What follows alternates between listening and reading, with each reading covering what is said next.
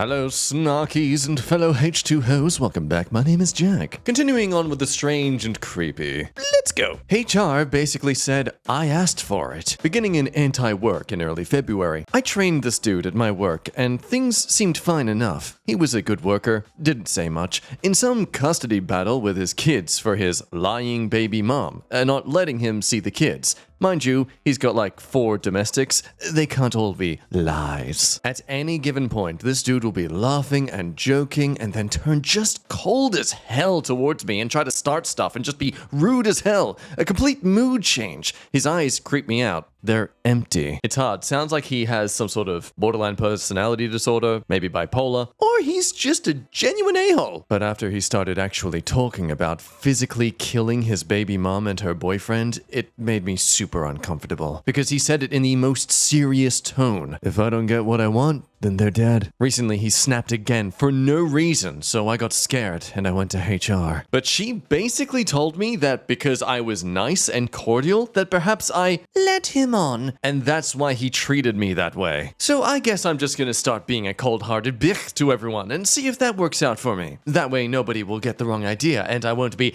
asking for the terrible comments I've received completely unprompted. I hope to God this man does not get his kids and another woman never has to deal with him. I am seriously shocked HR has responded like this. Do you want to just double check this person is actually HR and not just like some sort of bad actor? Now come on, chuck some theories my way. Why do you think he suddenly gets so cold towards her sometimes? I'll give you a hint. It's kind of an obvious one. He's a man who clearly doesn't like women who don't do what he says. And here's a very big hint in an edit from the OP. Oh, I failed to mention that knowing full well that I'm married, he asked me out and I turned him down. That's what HR's excuse for this man's actions are. I led him on and shot him down, so he's angry. If anything, more of a reason for concern. Also, note, she refused to give me any sort of written record of the meeting, but told me it was in my file. I can't access my own file or have a record? What's in there? This boggles my mind. I fully support a balanced review of a situation in the workplace, getting both sides of the story. But clearly, they understand the situation if they could come up with the justification that she led him on. Doesn't matter what she did, it's what he's doing in response to that. He's allowed to feel hurt and frustrated that another woman rejected his advances. He's not allowed to act on that pain and try and project it back onto her. This is one of those minuscule examples where it's justified to say, dude, suck it up. I advocate for men's health, but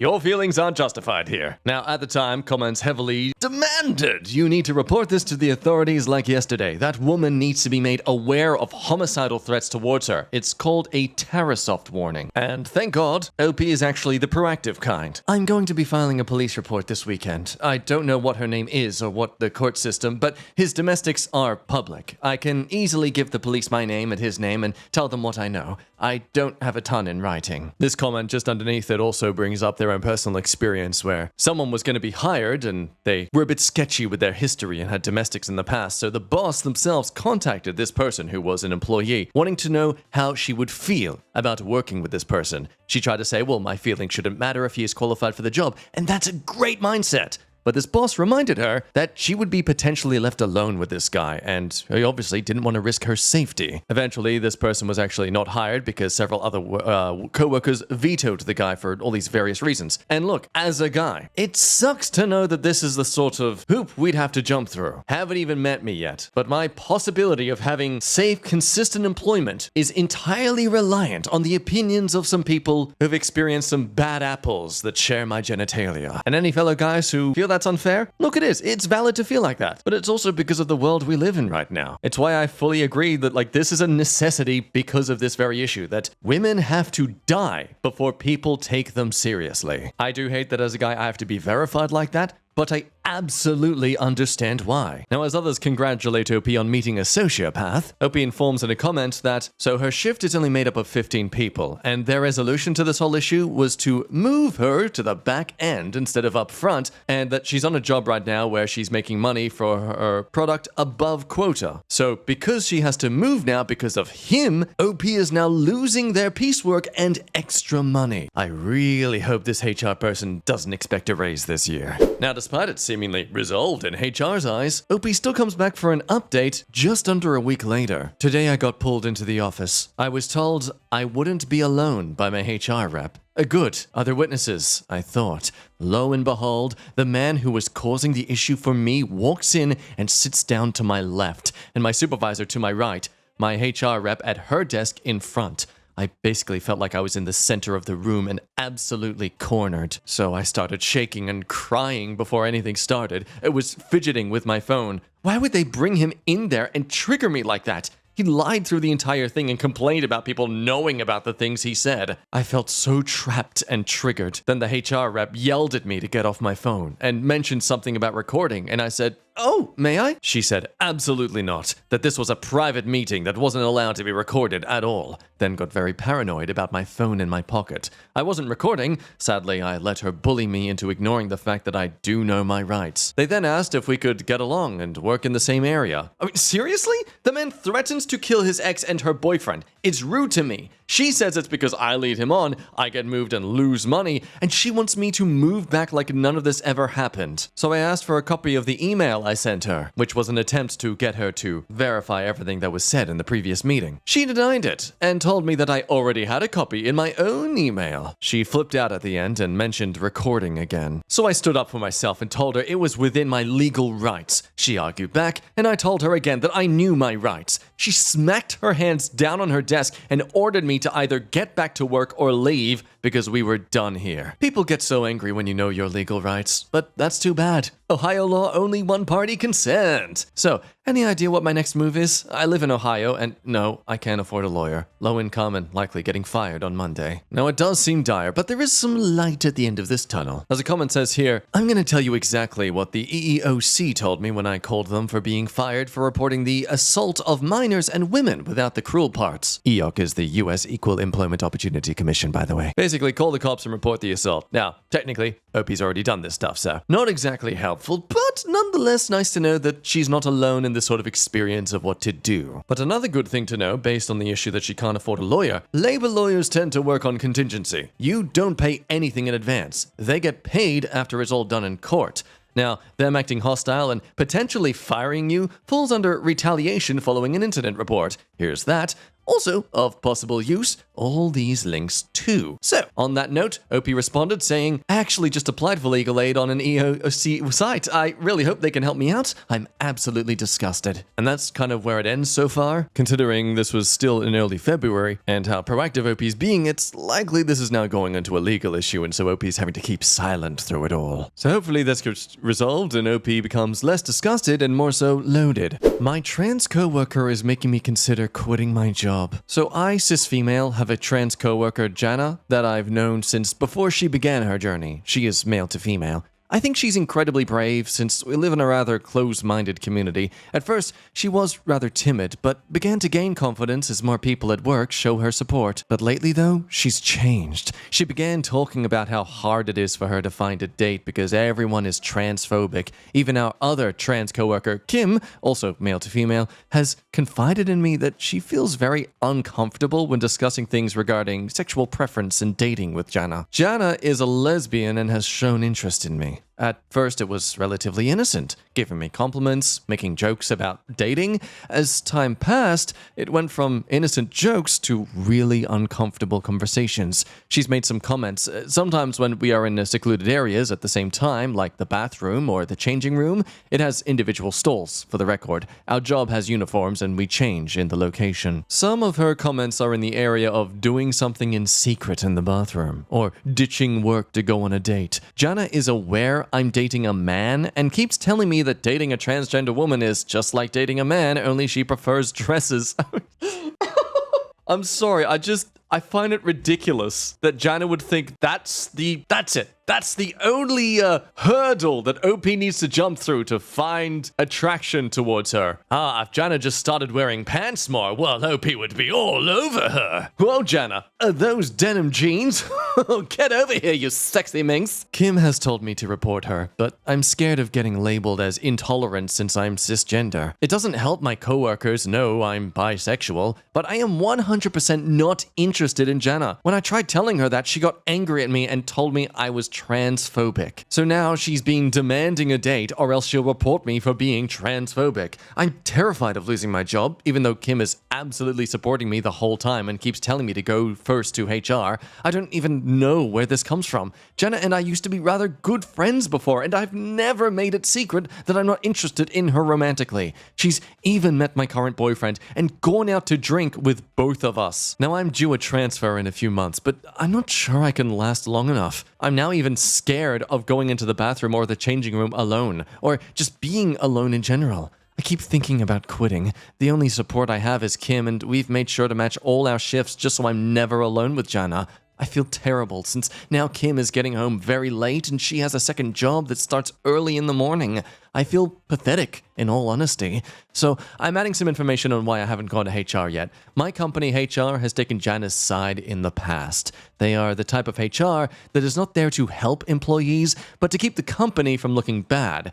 Jana also has seniority over me, almost twice the time in the company. Also, please don't send me PMs about either going on the date with Jana. I won't even if it costs me my job, or with comments about politics or insulting the trans community. I'm not interested in people's politics, and insulting the trans community is not support. So on one hand, it's easy to say, demanding a date or they'll report you is definitely reportable, lol. But I'm sure anyone who has that anxiety of backlash and social punishment because someone spread a rumor about a misinterpretation of something you've said or done. Like, I fully understand where OP's coming from here. There is evidence of HR appealing to Jana here just to keep the peace, because I guess we've not yet understood that trans people are human too, who are equally capable of being a-holes just as much as anyone else. I mean, that's is that not what equality is, people? You don't practice acceptance through gentle parenting, you practice acceptance through understanding they are equally as flawed and beautiful and deserving of respect as anyone else. But despite this fear from OP, people are adamant that, no, OP actually has some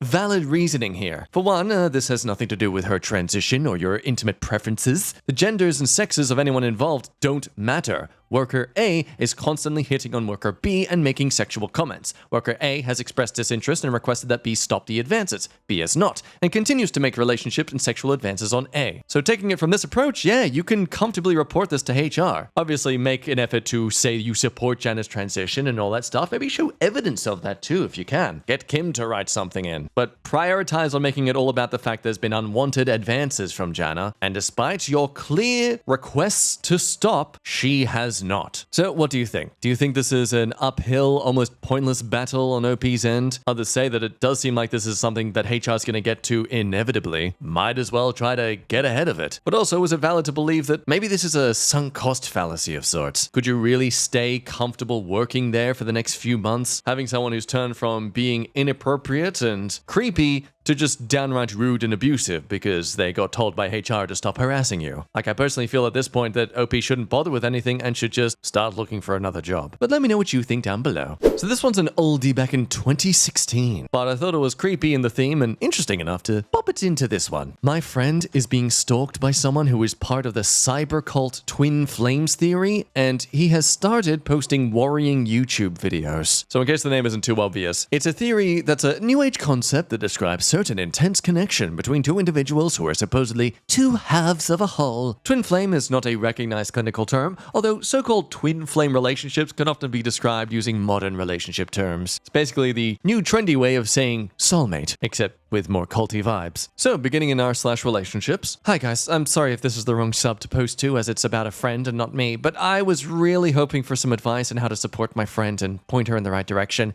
She doesn't Reddit. Ew, I bet she has a life. This story started a long time ago, and my friend originally met Twin Flames guy when she was 16 and he was 30. Apparently, he was obsessed from that point on, which is extremely inappropriate in hindsight. My friend saw him only as a friend and had absolutely no romantic dealings with him. She agreed to meet him on several occasions for coffee or acting classes. But then he'd pick her up and suddenly the plans would change to dinner and dates. There's a lot more to the backstory, and eventually my friend realized that it was creepy and wrong and stopped seeing him. However, occasionally still had contact with him throughout the next 6 years. My friend had never disclosed this to anyone until recently, and they said it sounded like she had been or was in the middle of being groomed. She quickly sent Twin Flames guy a message and asked to cease all contact. But since then, things have escalated. He's been posting weird videos on YouTube about how he met his twin flame when she was just 16, and now the time is right.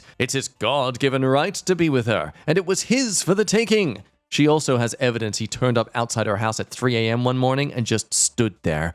So, what can she do? How can I help her? Man, what's with all the creepy stuff happening at 3 a.m.? Like, why not 2 a.m.? 1 a.m.? Hell, I think it's more creepy at like 12 p.m. in the middle of the day that someone turns up. Like, no one does that on the weekdays. So at the time, obviously all the legal matters of calling police, documenting everything, try to make an official report, invest in a camera for outside her home. Basically, like, be paranoid.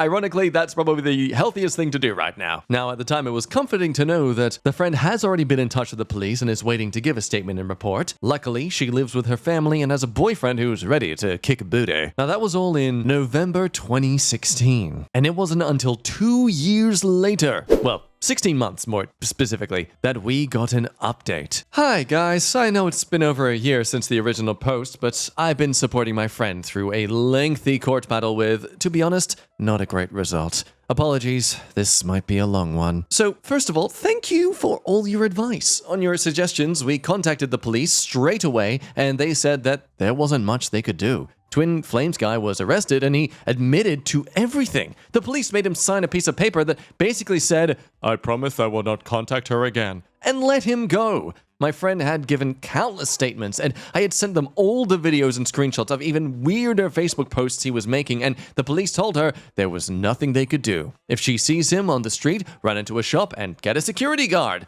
They told her she couldn't get a restraining order until he tried to make contact with her again, as he had willingly signed the promised piece of paper. Disheartened, we gave up, and he continued to post creepy YouTube videos about her online for months and months, sometimes 20-minute-long videos twice a day. So no doubt this guy does not have a job. Which is just, like, how do these kind of guys, who clearly had this sort of trad wife must she be mentality, almost always be the same guys who can't even afford to support her at the same time? So his stuff began to get more and more intense. He is definitely mentally unstable. You could see it in his eyes, and this roller coaster pattern of emotions he seemed to fly through in such short periods of time. After his arrest, he made videos of him crying, saying he forgave his twin flame and that he would give her space. But really, there was nowhere in the world she could hide for long, because Archangel Michael had shown him that they were meant to be together for eternity, and that signs and syncs meant that they still had a 4D relationship. He made videos of him kissing his hands, pretending it was her. It was all kinds of messed up. Finally, one day he posted an absolutely manic video from his car that was really quite scary, claiming his God-given right to be with his twin flame, and mentioned that he had killed people in his past life. He also slipped up and made some reference with their two names merged together like celebrities do. I want to vomit everywhere even thinking about it, but we knew this was concrete proof and evidence he was talking about her. So once again, we contacted the police, who seemed to take it more seriously this time. An outside service called Paladin NSAS, National Stalking Advocacy Service, got involved and pushed the police to take it to court. Long story short, it went to court. However, not for stalking, but for harassment. I'm still not entirely sure how this has happened, whether the twin flame weirdo has managed a plea bargain or something, but all he got was slaps on the wrists and a restraining order, which, although is great, hasn't stopped his obsession. They live in the same town, and it is very likely their paths will cross at some point. We were really hoping he would get some sort of mental help. Which is so strange, right? You'd think, with how much it can cost to lock someone up and document all this stuff of restraining orders and things, that it would be considered more efficient in the long term for the government to just fund these sort of mental health reparation services, if that makes sense. Like saying, "No, don't do that," is far less effective at training someone to not be this person anymore than, "Hey, what you're doing is wrong and here is why. Let's understand why you keep doing this though. You're not a bad person in your mind. kind, and I believe you aren't. You can be good. You're just doing the wrong things, and you need to learn why they are wrong. So it has really upset my friend, but she is trying not to dwell on it. I keep an eye on his movements online, but I try not to tell her unless it's something particularly worrying, as I do not wish to cause more stress. He still continues to post videos about speaking his truth and how he will not be silenced, how he went through a triggering ordeal but came out stronger because of it, and there's still nothing I can do about it. He's become clever and calculated now in what he says in his videos, even though we know they are still about my friend. There is no obvious links, so the police say all the evidence is circumstantial. This has been going on for over 6 years. We thought he would have given up by now. I feel like it's just a waiting game now until he slips up again. So sadly, still a terrible situation. And this might be risky to say, but yeah, I do understand how this is difficult for police to deal with. Like, understand, the police don't make up the rules, they just enforce them. They're just the foot soldiers of the law. Most of the times, it's not so much police don't care to arrest them or like take action against this. It's because they literally can't. It's literally a waste of their time. They know it's better off putting their focus towards criminal activity they can actually prove and find evidence of it happening versus trying to spend hours of their day monitoring these strangers who clearly know the system and how to work around it and are just like sitting there waiting for them to screw up. Either way, shout out to this person for being the most caring friend I've ever heard of. She's personally keeping a record of everything on the friend's behalf so that they don't have to think about it. Having an entire folder dedicated to every small thing he posts and does, and will continue evidence gathering if it takes her another year.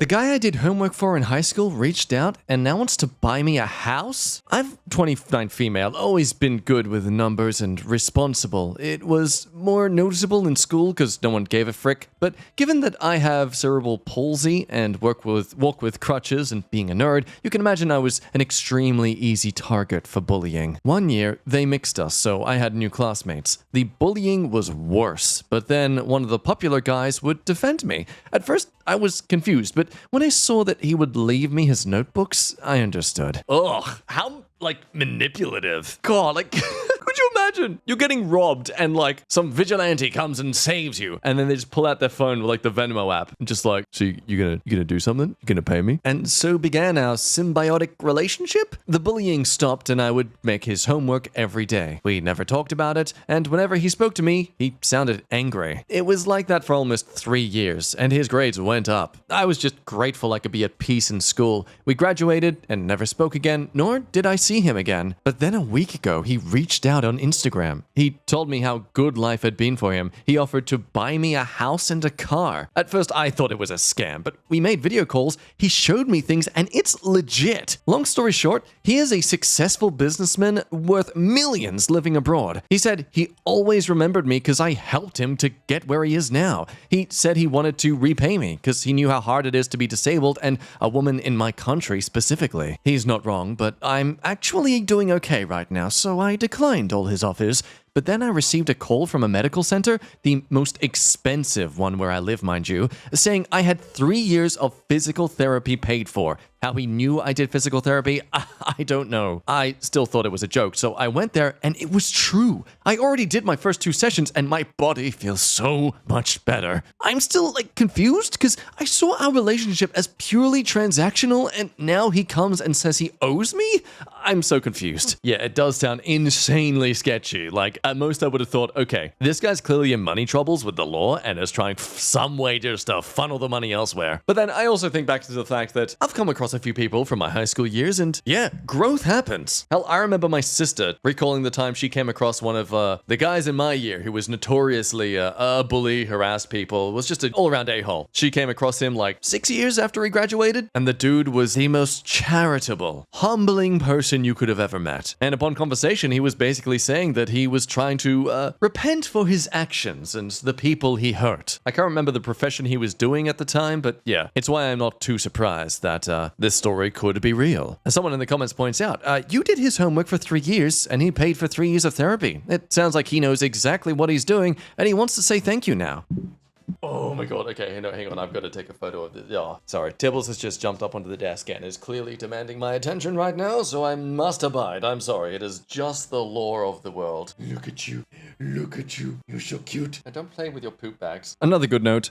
Remember that for the really wealthy, something that seems crazy generous to us is the monetary equivalent of buying you lunch. And I think for us poorer people, that is something to really consider. Yeah, it can seem like that's a lot of money, an overly generous gift, but understand to them, it's not that much at all. But also, to them, you are worth it. What they are trying to say to you is that you gave them that sort of value to their life. So you shouldn't feel any shame in just openly accepting it with enthusiasm. Now, I hope he actually comes back with an edit, because things haven't ended there. Thanking everyone for the kind words and helping her understand a little as to how he may feel. Now, I already texted him so we can talk a little bit more about his offers, because even though I turned them down, he said they'd still be up, and hopefully I can have a hand on the wheel to choose some less crazy expensive options. Thank you again, I feel less guilty now. And with that, friends, I think we'll end today's video there. Thank you for watching. Come up. Yes, give you one to perch. Here, lie down. This sounds really creepy just on the microphone. I'm patting a cat, folks, okay? It's not that creepy. Anyway, bye.